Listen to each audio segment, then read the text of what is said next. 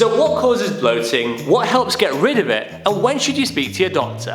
I'm going to tell you all of this and more in this week's video. Now we all know the feeling of being bloated, when your tummy is stretched, puffy, and generally being uncomfortable. Bloating often happens after a big weekend of eating, especially during the festive periods. But if it's more than an occasional inconvenience, then you should definitely visit your doctor so they can investigate this further. But the good news is that if bloating is just an occasional inconvenience, then there's various things that you can do to help prevent it. So what are we waiting for? Let's dive in. So bloating can be caused by many different things, such as constipation, excess wind, food intolerance, swallowing air, celiac disease, and even irritable bowel syndrome. So let's run through each one of these and learn more about them. So first up, we have excess wind. Now we know that certain foods can increase our wind and cause bloating. So for instance, beans, onions, sprouts, broccoli, cauliflower, and cabbage can all increase this. So try and cut these down, and also try and maintain your 5 a day of fruit and veg though. So I'll leave a really useful link in the description below which should help you with this. Next up, we have swallowing air. Now I know it sounds strange, but it can actually make bloating worse.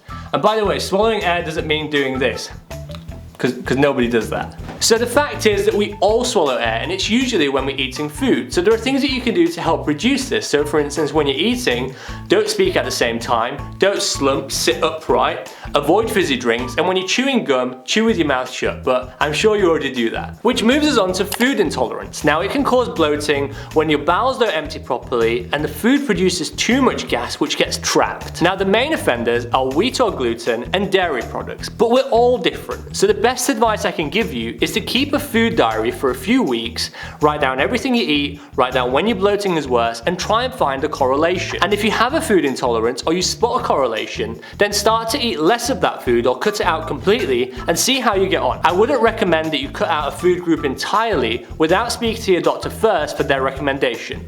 I'll also leave a really useful link in the description below and more information on this, which I think you may find helpful. If you get constipation, it can cause bloating. Now there's so many things that you can do to help get rid of it, such as drinking more water, eating more fibre, and doing more exercise. Now I did make a video on this a couple of weeks ago with loads more tips and information on it, so if you do suffer from constipation, I'd highly recommend that you watch it. I'll leave a link up here and down in the description below for you. Next, we have celiac disease and bloating. So celiac disease is a common digestive disorder where the intestine can't absorb gluten found in wheat, barley, and rye. So when you have foods containing gluten, it causes bloating, it causes abdominal pain, diarrhea, and even fatigue. Now celiac disease affects 1 in 100 people in the UK, so it's quite common. If you think you might have it, speak to your doctor so they can investigate this further.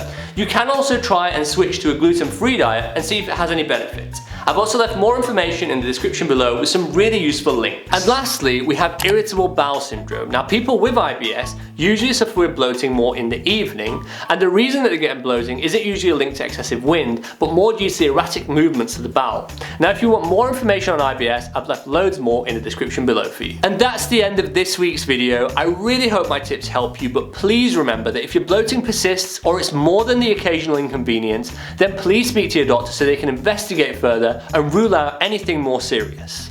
See you next week. Beans, onions, cauliflower, sprouts, cabbage, cauliflower. I've already said that one. Beans, onions, how many is it? 6.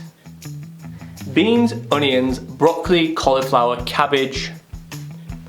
Broccoli, cauliflower, cabbage. Constipation, food intolerance, celiac disease, constipation.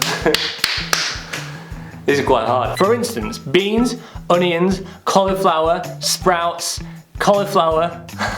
Hey guys, thanks for watching this week's video. Make sure to click that like, follow, or subscribe button now to stay up to date with new weekly videos.